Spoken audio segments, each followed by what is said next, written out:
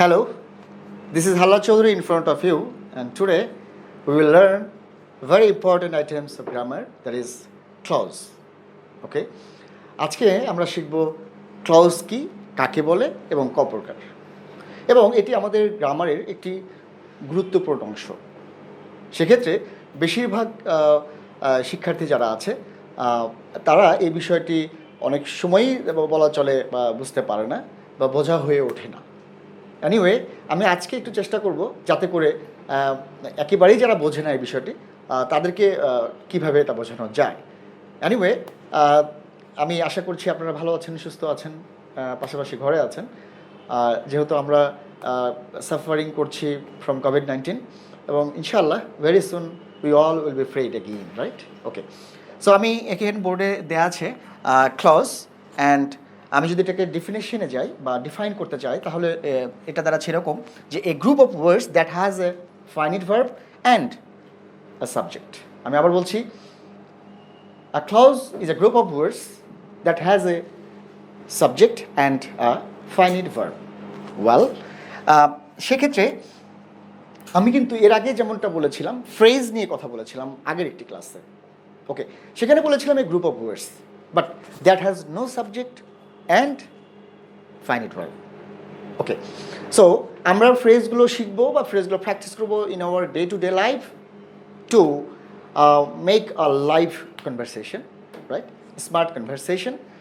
এবং আমরা ক্লজ শিখবো to change the sentence according to, like আমি যদি বলি আমরা যখন সিম্পল থেকে কম্পাউন্ড করবো, কম্পাউন্ড থেকে সিম্পল করবো, এই ধরনের যে সেন্টেন্সগুলো আছে তখন কিন্তু আমাদের ক্লোজটা খুবই দরকার।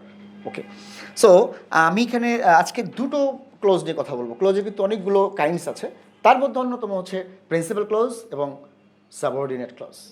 ওকে, একটু বলে দিই যদি আপনাদের ভালো লাগে এটা শুনতে, তা হচ্ছে যে আমরা একটা সময় পরাধীন ছিলাম, that is we freed in 1971 from the then Pakistan, right? তো তখন আমরা বেসিক্যালি ছিলাম পরাধীন, but now we are free, right? আমরা ইন্ডিপেন্ডেন্ট হয়েছি 1971-এ।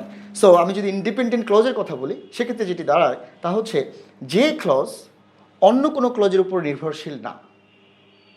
আমি আবার বলছি, the clause which is not dependent on other clause is called principal clause. For example, have a look here, I don't know. Well, I don't know, যদি কেউ আমাকে জিজ্ঞেস করে তুমি কি এটা জানো, বা কেউ তোমাকে জিজ্ঞেস করছে বা কেউ আপনাকে জিজ্ঞাসা করছে এটা কি তুমি জানো, যদি বলা যায় no, I don't know, that's all. This is actually principal clause.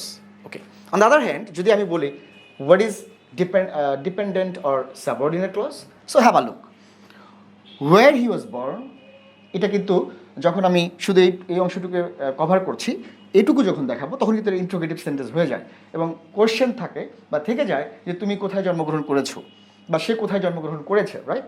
So where he was born, আমরা যখন এটা বলছি তখন কিন্তু এই ক্লোজটাতে একটা কোয়েশ্চেন ছুড়ে দিচ্ছে এবং এটা আনসারও আমরা এক্সপেক্ট করি। সো তার মানে হচ্ছে এই ক্লোজটা আরেকটি ক্লোজের উপর ডিপেন্ড করছে, এটা না হলে সেই ক্লোজটি না হলে আমরা আসলে এটার এক্সপ্রেশনটাও দিতে পারছি না। সো আমি যদি পুরোটা বলি, I don't know where he was born, this is actually this is principal clause and this is subordinate clause. Well, so principal ক্লোজের ক্ষেত্রে যদি আমি বলি যে প্রিন্সিপাল ক্লোজ কাকে বলে, আমি এখন ক্লিয়ার হতে পারছি। দ্যাট ইজ যে ক্লোজ অন্য কোনো ক্লোজের উপর নির্ভরশীল না, পাশাপাশি সে নিজেই তার অর্থ যেটি আছে একটি অর্থপূর্ণ বিষয় প্রকাশ করে।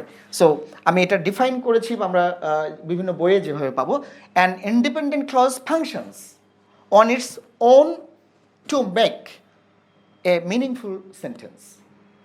I repeat it again, an independent clause functions on its own to make a meaningful sentence. For example, she is a brilliant girl. She is a brilliant girl. So this is principal clause. আমি যদি এর সাথে আরো একটু add করে দিই, whom I know, সেক্ষেত্রে সম্ভব, বিকজ তখন আমি আর ফুল স্টপ ব্যবহার করছি না, আর একটি ক্লোজ আমি অ্যাড করে দিতে পারি। ওকে, সো আমি এর সাথে যোগ করতে পারি she is a brilliant girl and whom I know, whom you know, যে কোনোভাবে আমরা এটাকে আরও এক্সটেন্ড করতে পারছি, দ্যাট ইজ আরেকটি ক্লোজ অ্যাড করতে পারছি। So thank you very much. And then the next one is dependent clause or subordinate clause. So যেমনটা বলেছিলাম যে একটা সময় আমরা পরাধীন ছিলাম, বাট আমরা এখন ফ্রিড। ওকে, সো কিছু কিছু ক্ষেত্রে, কাজের ক্ষেত্রে যদি বলি, আমরা ডিপেন্ডেন্ট টু আওয়ার প্যারেন্টস। আমরা আমাদের পিতামাতার উপরে নির্ভরশীল। ওকে, আমি আমার যিনি সিনিয়র আছে তার উপর ডিপেন্ডেন্ট, রাইট? সো আমার কেউ না কেউ প্রিন্সিপাল আছে। ওকে, সো এখানে যেমনটা আমি দিয়েছি যে dependent clause alone cannot form a complete sentence. I repeat it again. A dependent clause alone cannot form a complete sentence. একটি সাবঅর্ডিনেট ক্লজ বা ডিপেন্ডেন্ট ক্লজ কখনোই তার অর্থ পুরোপুরি প্রকাশ করতে পারে না একটি বাক্যে। যেমনটা আমি বলেছিলাম এখানে, where he was born. Where he was born, this is subordinate clause or dependent clause and it couldn't express its full meaning, right?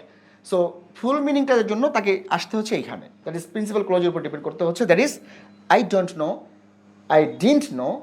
ওকে, এমনটা করে আমাদেরকে এই এক্সাম্পলগুলো দিতে হচ্ছে। সো আমি যদি এটাকে সামারাইজ করি এখন, তাহলে যেটি দাঁড়ায়, তাহলে বিষয়টি এরকম হয় যে ক্লোজগুলো খুবই important, that is clause is must to understand. Okay, আরও অনেকগুলো ক্লোজ আছে, সেগুলো আমরা পরের যে ক্লাসগুলো আছে সেগুলোতে জানতে পারবো। তার আগে একটু বলে নিই, যদি আপনি এখন এটি সাবস্ক্রাইব না করে থাকেন, so please subscribe it or share it. আমি আবারও বলবো এরকম যে যদি আপনি উপকৃত হন, অফকোর্স আপনি চাইবেন আপনার নিয়ারেস্ট বা ডিয়ারেস্ট যে কেউ এটি থেকে উপকৃত হোক, আর সেই জায়গা থেকে যদি আপনি এটা শেয়ার করেন তাহলে তিনি উপকৃত হবেন। এবং যেহেতু আমাদের উদ্দেশ্য হচ্ছে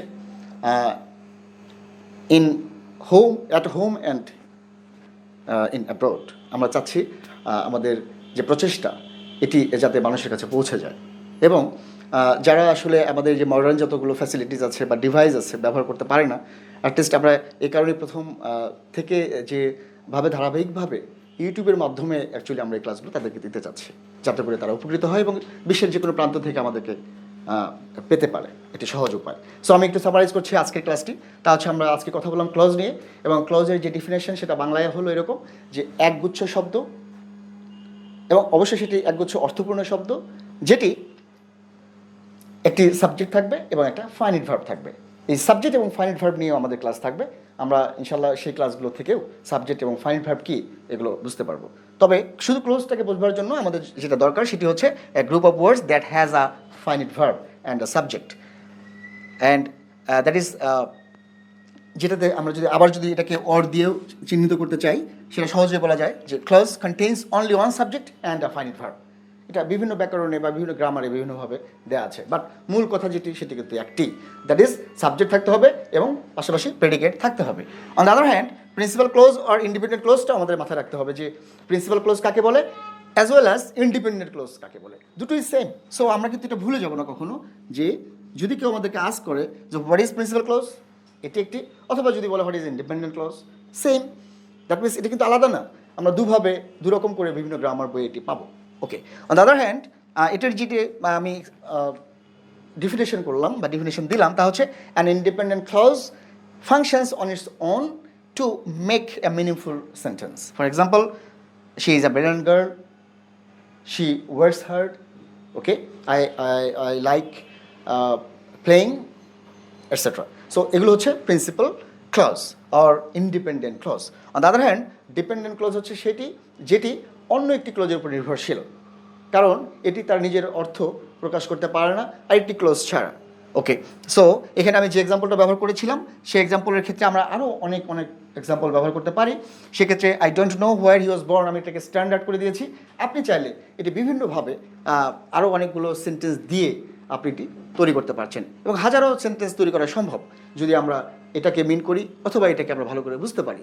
so thank you very much, I hope you understood me today, and ইনশাল্লাহ in the next class you will get more information. So thank you very much, bye bye, see you again in the next class. Assalamu alaikum.